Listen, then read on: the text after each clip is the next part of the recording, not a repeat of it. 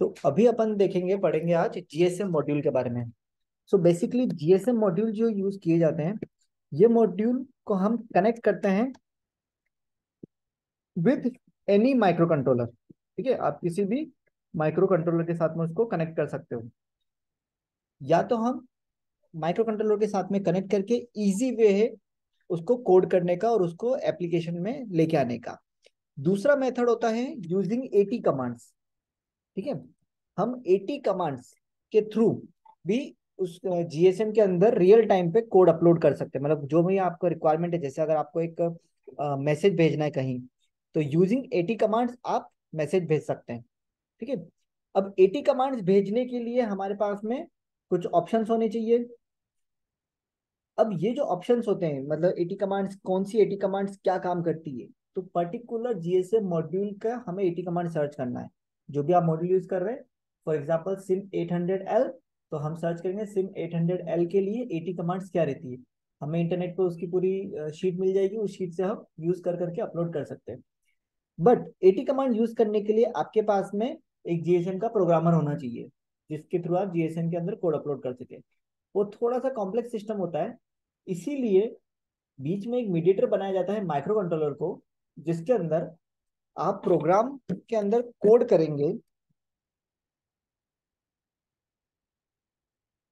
इन user friendly language. ठीक है, user friendly language जो कि होगी एम्बेडेड सी, ठीक है, या पाइथन, जावा, जिसमें आप कंफर्टेबल है। और ये लैंग्वेज, ये जो कोड होगा, so this code will convert,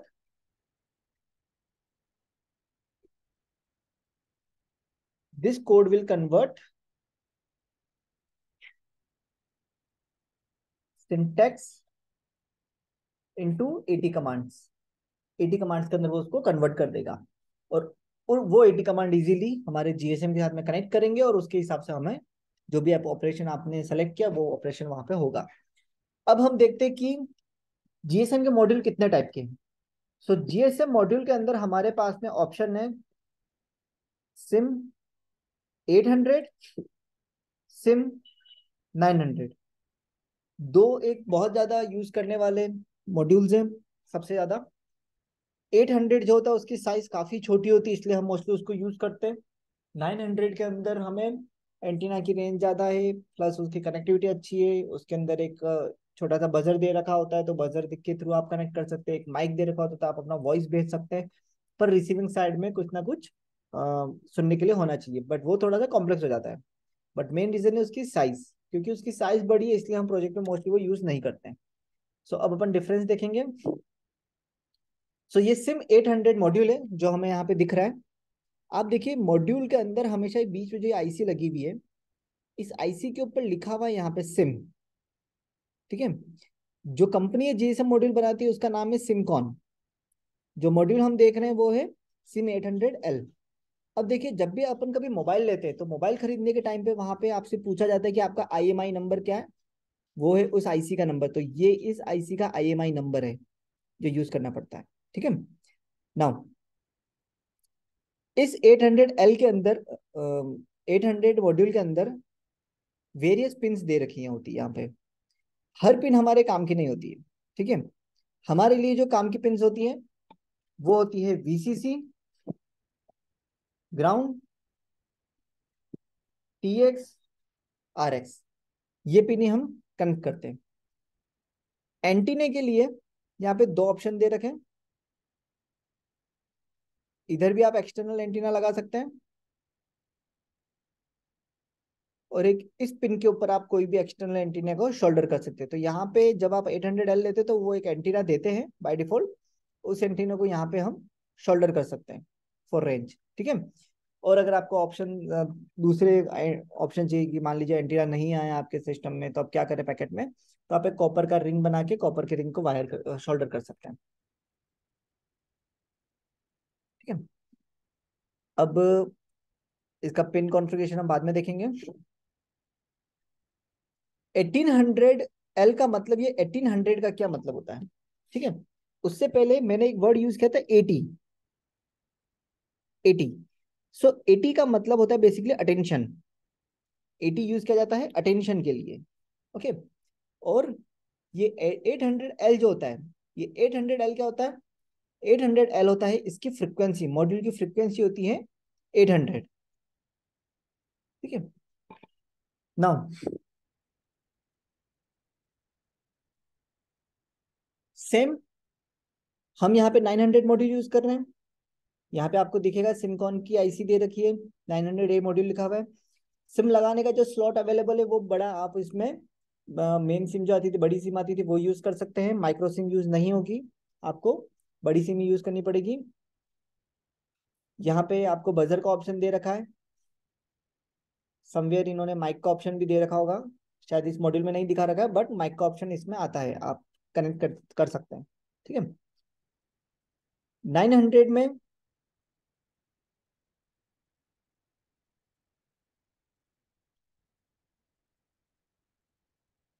okay, क्यों 900 दे रहा है? क्योंकि इसकी फ्रीक्वेंसी क्या है? 900 मेगा हर्ट्ज।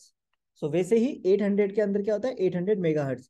तो ध्यान रखिएगा, क्वेश्चन पूछा जा सकता है कई बार कि व्हाट डज इट मीन 800? 800 का मतलब यहाँ पे उसकी फ्रीक्वेंसी यहाँ पे शो कराई जाती है। ऐसे 300 भी आता था पहले, पर अब 300 यूज नहीं किया जाता, बंद हो गया 300। ठीक है।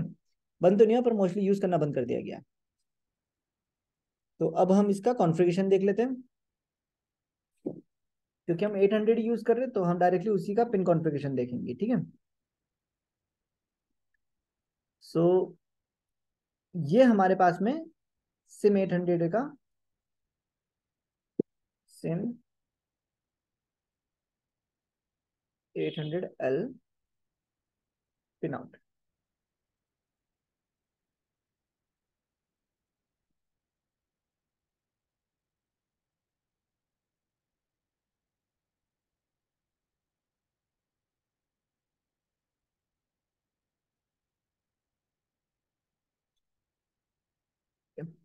सो ये हमारे मॉड्यूल का पिन डायग्राम है। तो देखिए, यहाँ पे ये जो पोर्शन होता है ये मोस्टली काम नहीं आता है हमारे प्रोजेक्ट के अंदर। हमारे इसमें काम आता है राइट हैंड वाला साइड जो होता है। ओके।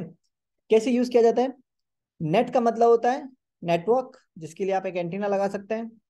वीसीसी को देना पड़ता है 5 वोल्टेज। देन आरएक्स और टीएक्स, इसका आरएक्स कनेक्ट होता है कंट्रोलर के टीएक्स पिन के साथ में, और इसका टीएक्स कनेक्ट होता है कंट्रोलर के आरएक्स पिन के साथ में। देन लास्ट में ग्राउंड, जिसके ऊपर 0 वोल्टेज दिया जाता है। ठीक है। तो इस तरीके से हम यहाँ पे कनेक्ट कर सकते हैं। अब एक बहुत इंपॉर्टेंट बात, जीएसएम मॉड्यूल चल रहा है नहीं चल रहा है कैसे पता चलेगा? देखिए, नॉर्मली क्या होता है, हमारे पास में अगर अपन एक सिम लेते हैं अपने फोन में डालते हैं, तो सिम के अंदर टावर दिखने लग जाता है आपको मोबाइल में। अगर टावर दिख रहा है मतलब नेटवर्क पकड़ लिया है, अगर टावर नहीं दिख रहा मतलब नेटवर्क नहीं पकड़ा है। तो अपन इजीली समझ पाते हैं ये चीज। बट यहाँ पे तो कोई डिस्प्ले ही नहीं है। तो जब डिस्प्ले नहीं है तो हमें कैसे पता चलेगा कि हमारी सिम ने नेटवर्क पकड़ लिया है? हो सकता है बैलेंस खत्म हो जाए, इसलिए शायद कॉल नहीं आ रहा है या प्रोजेक्ट नहीं काम कर रहा है। तो उसके लिए एक एलईडी इंडिकेटर बहुत ज्यादा इंपॉर्टेंट रोल प्ले करता है। क्योंकि ये एलईडी के इंडिकेटर के बिहेवियर से आप समझ सकते हैं कि आपका नेटवर्क पकड़ा गया है या नहीं पकड़ा गया। कैसे? यहाँ पे दो ऑप्शन होते हैं। सबसे पहले फास्ट ब्लिंकिंग। जब फास्ट ब्लिंक हो रहा है सिस्टम, दैट मीन्स अब तक माइक्रो कंट्रोलर ने, सॉरी, अब तक जीएसएम मॉड्यूल ने नेटवर्क पकड़ा नहीं है। सो नो नेटवर्क अब तक। बहुत देर तक जैसे आप प्रोजेक्ट को पावर ऑन करेंगे तो एलईडी फास्ट ब्लिंक करने लग जाएगा। For example suppose half second के अंदर ऑन और ऑफ होगा वो। देन उसके बाद में जैसे वो नेटवर्क कैच कर लेगा, ठीक है, so LED off for 2 seconds. 2 second की एलईडी ऑफ रहेगा। That means network in network, network उसने कैच कर लिया है। और उसके बाद में आता है थर्ड पॉइंट, जहां पे स्लो ब्लिंक हो गई एलईडी। Slow blink. तो स्लो ब्लिंक होने के लिए जो आपका जीएसएम मॉड्यूल है ये स्लो ब्लिंक कर रहा है। और स्लो ब्लिंक का मतलब क्या हो गया कि अब जीएसएम एक्टिवेटेड। जीएसएम जो है वो एक्टिवेट हो चुका है। ठीक है, और एक्टिवेट होने का मतलब क्या होता है कि जीएसएम मॉड्यूल ने अब कनेक्ट कर लिया, अब आपका सिम ऑनलाइन आ चुका है, और अब आप उसमें जो भी यूज करना है आपको वो यूज कर सकते हैं। ओके, सो इस तरीके से काम किया जाता है। जीएसएम मॉड्यूल के अंदर नेटवर्क पकड़ा जाए, मतलब देख सकते हैं आप कि नेटवर्क कैच किया है या नहीं किया है। ओके, नाउ अब हम अभी हमने देखा कि अबाउट द नेटवर्क। नाउ हम देखेंगे अबाउट द कोड, कैसे हम इसको कोड किया जा सकता है। ठीक है, तो देखिए कोड के लिए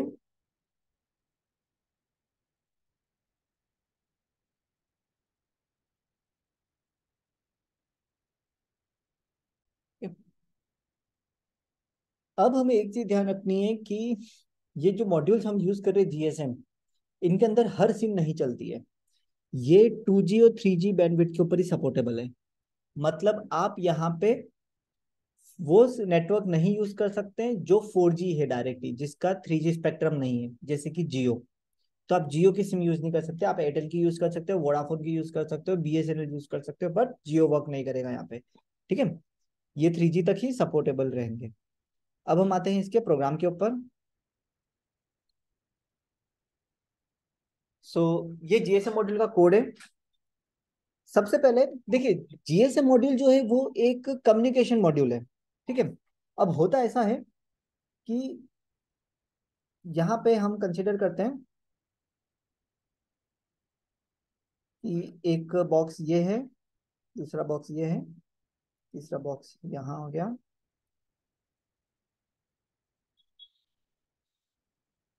ओके, तो ये हो गया आपका लैपटॉप, ये हो गया आपका जीएसएम, ये हो गया आपका कंट्रोलर।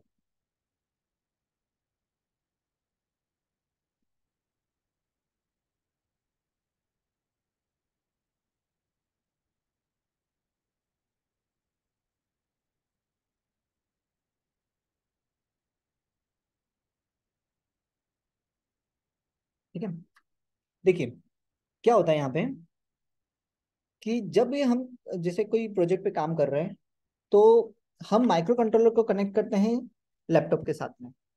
सो अब क्या होगा, लैपटॉप में आपने कोड टाइप किया, वो कोड बर्न हो रहा है माइक्रो कंट्रोलर में। That mean micro controller is always ready to listen any command from laptop.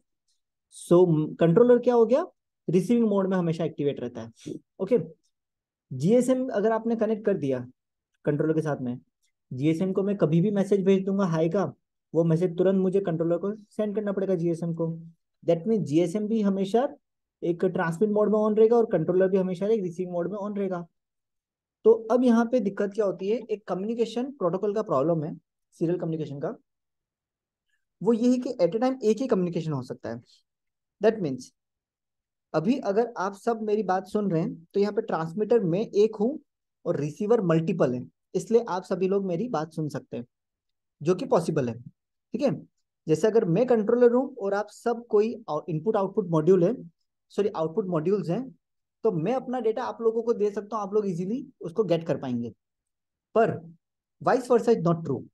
अगर आप सब एक साथ बोलना स्टार्ट करोगे तो मैं वो बात नहीं समझ पाऊंगा, क्योंकि अगर मैं किसी एक्स पर्सन से बात कर रहा हूँ तो मैं उनकी बात ध्यान से सुन रहा हूँ। साइमल्टेनियसली अगर वाई पर्सन बोलना स्टार्ट कर देंगे तो मैं उसकी बात पे फोकस नहीं कर पाऊंगा। साइमल्टेनियसली जेड पर्सन भी बोलना स्टार्ट कर देंगे तो मैं उसकी बात पे भी फोकस नहीं कर पाऊंगा, क्योंकि मैं एक बार में किसी एक से ही बात कर सकता हूँ। अब इस कम्युनिकेशन स्टेब्लिश करने के वेज क्या है, सबसे पहले वन एट ए टाइम क्या करूंगा मैं, सबसे पहले एक्स पर्सन की बात सुनूंगा, उनको बोलूंगा सिर्फ आप मुझसे बात कीजिए, वो जो बोल रहे हो मैं सुन लूंगा। वाई और जेड को मैं बंद करके रखूंगा। जब एक्स की बात खत्म हो गई, फिर मैं वाई से बात करूंगा, उसकी बात पूरी सुनूंगा।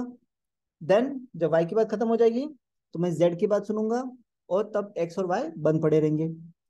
इस प्रोसेस में क्या हुआ, टाइम लगा, सब लोगों को वेट करना पड़ा। तो ये प्रोसेस का अल्टरनेटिव हमें देखना पड़ेगा। अल्टरनेटिव ये है, एक्स पर्सन को मैं बोलता हूँ कि आप बोलिए, मैं सुन रहा हूँ, वो जो बोल रहे हूँ मैं सुन रहा हूँ। वाई पर्सन को मैं बोलता हूँ कि लेट्स चैट ऑन व्हाट्सअप, सो उनकी बातें मैं व्हाट्सएप पे सुन रहा हूँ, ठीक है।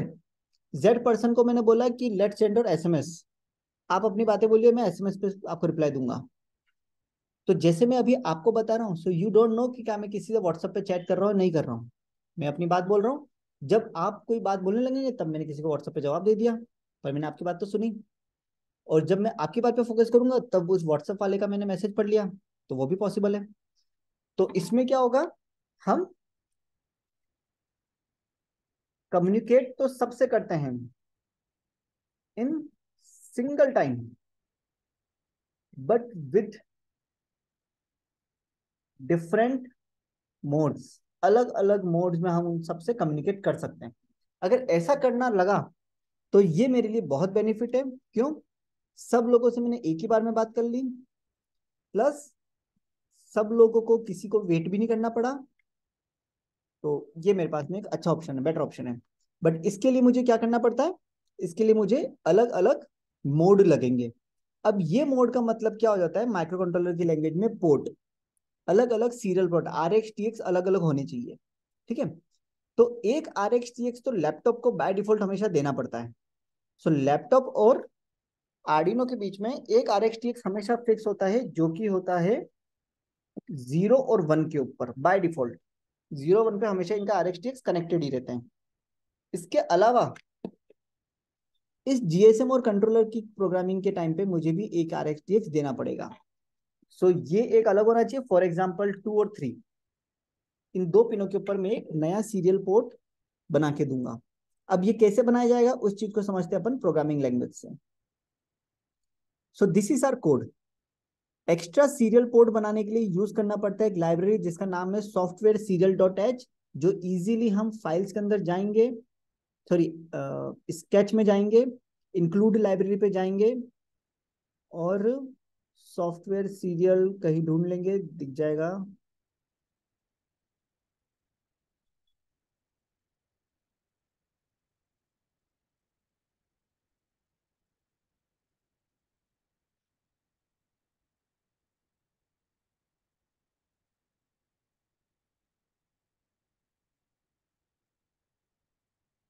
सॉफ्टवेयर सीरियल, ये जैसे कनेक्ट करेंगे ये देखिए एक लाइब्रेरी बन के आ गई।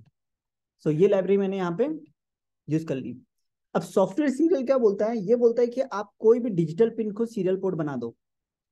फॉर्मेट ऐसा रहना चाहिए, एक तो उसका कुछ नया नाम रखो। तो मैंने यहाँ पे नया नाम रख दिया, क्योंकि ये मेरा प्रोजेक्ट है इसलिए मैंने यहाँ पे रख दिया माई सीरियल। कुछ भी आप रख सकते हैं, आप यहाँ पे GSM भी लिख सकते हैं, कोई दिक्कत नहीं है, स्मॉल में लिखना पड़ेगा। GSM लिख दीजिए, कोई दिक्कत नहीं है।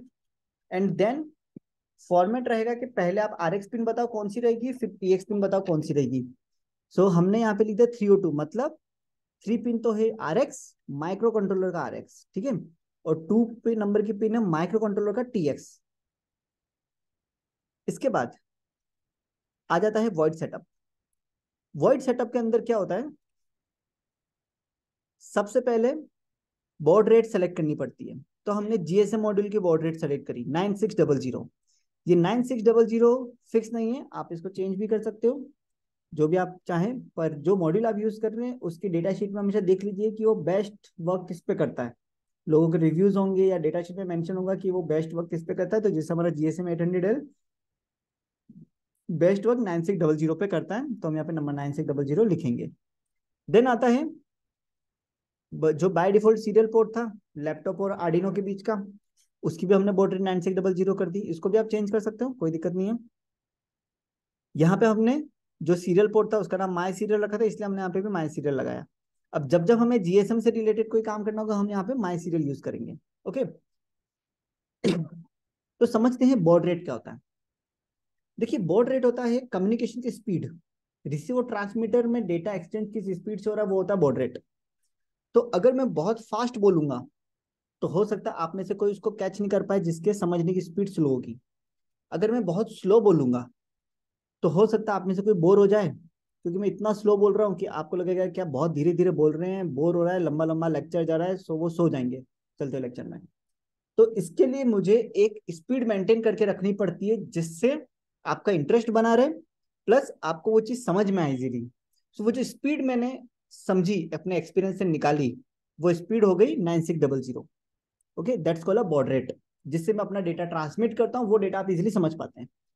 अगर मैं बहुत फास्ट बोलूंगा तो मेरे फास्ट स्पीड डेटा ट्रांसमिट हो रहा है, आप समझ कम रहे तो बीच में डेटा लॉस हो गया। अगर मैं बहुत स्लो बोलूंगा तो कम्युनिकेशन स्टेब्लिश नहीं होगा या लॉस्ट हो जाएगा, कम्युनिकेशन बार बार लॉस्ट होने लग जाएगा। ठीक है, तो ये था बॉड रेट के बारे में। अब क्योंकि हम कम्युनिकेशन करते तो थोड़ा सा डिले हमने यहाँ पे यूज किया है। 100 का मतलब होता है 0.1 ठीक है, 100 माइक्रो सेकेंड का यहाँ पे डिले है, ये हमने यहाँ पे यूज किया। देन हमने my serial dot print, serial communication के थ्रू जीएसएम पे कमांड प्रिंट कराई, विच इज at.cmgf=1/r। ठीक है, अब ये कमांड क्या काम करती है, सो इसको हम इनिशियलाइजेशन को गूगल पे पेस्ट कर देंगे।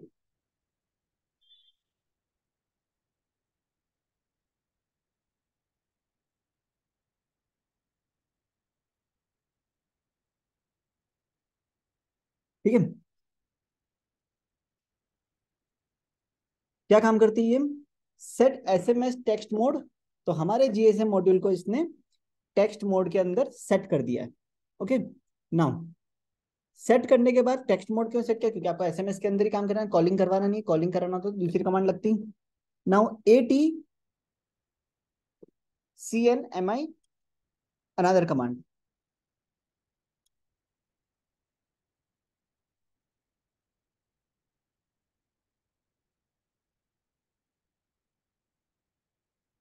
ठीक है, with the goal to have a SM either incoming SMS और डिलीवरी। मतलब अब हमारा सिस्टम यहाँ पे मैसेज के लिए एनेबल हो गया है कि अब आप जो भी रिपोर्ट हमें मिलती है, मैसेज रिसीव होने का जो नोटिफिकेशन मिलता है, वो हमें मिलना स्टार्ट हो जाएगा। अगर मैं कमांड हटा देता हूँ और मैंने सिस्टम ने अगर कोई रिप्लाई दिया तो आपको जो डबल टिक आता है वो डबल टिक यहाँ से नहीं आएगा। ठीक है, इसलिए डिलीवरी रिपोर्ट के लिए मैंने ये कमांड को ऑन कर दिया। ये हो गया हमारा इनिशियलाइजेशन डन। नाउ ये चलेगा कोड एक ही बार। अब आ जाता है आपका फाइनल कोड, जो कि होता है वॉइड लूप। अब वॉइड लूप के अंदर देखिए क्या होगा, हमें लैपटॉप से कुछ कमांड देनी पड़ेगी सीरियल मॉनिटर से कि आपको एसएमएस सेंड करवाना है या रिसीव करवाना है। उसके लिए मैंने यहाँ पे सीरियल पोर्ट और एक स्विच केस यूज किया है, this is a switch case, जहां पे मैंने क्या किया, if serial dot available is greater than 0। अगर मैंने इस सीरियल मॉनिटर पे क्लिक करने के बाद में कोई भी डेटा सेंड किया है तो वो डेटा डायरेक्टली मेरे जीएसएम के साथ में कनेक्ट हो जाएगा। क्या डेटा मैंने टाइप किया था उस डेटा को पहले रीड किया जाएगा। अब जो मैंने टाइप किया है अगर वो स्मॉल एस हुआ तो एक फंक्शन कॉल होगा जिसका नाम है सेंड एसएमएस, और वो पहले एग्जीक्यूट होगा, एग्जीक्यूट होने के बाद में केस ब्रेक हो जाएगा। अगर वो आर हुआ स्मॉल आर तो एक फंक्शन कॉल होगा जिसका नाम होगा रिसीव मैसेज, वो एग्जीक्यूट होगा और वो ब्रेक हो जाएगा।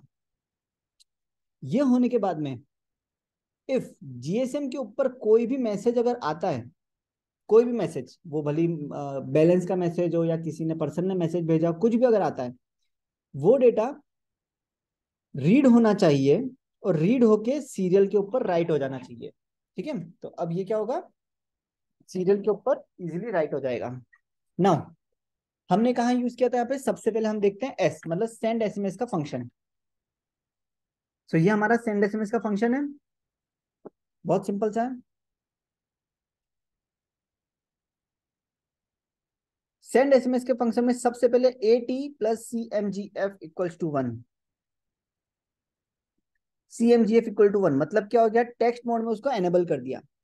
टेक्स्ट मोड में एनेबल करते ही आपने 1 सेकंड का डिले लिया, थोड़ा ये स्लो काम करता है एटी कमांड्स, इसलिए हमेशा डिले डालना जरूरी है, डिले हटा देंगे तो प्रोजेक्ट कभी कभी हैंग भी हो सकता है।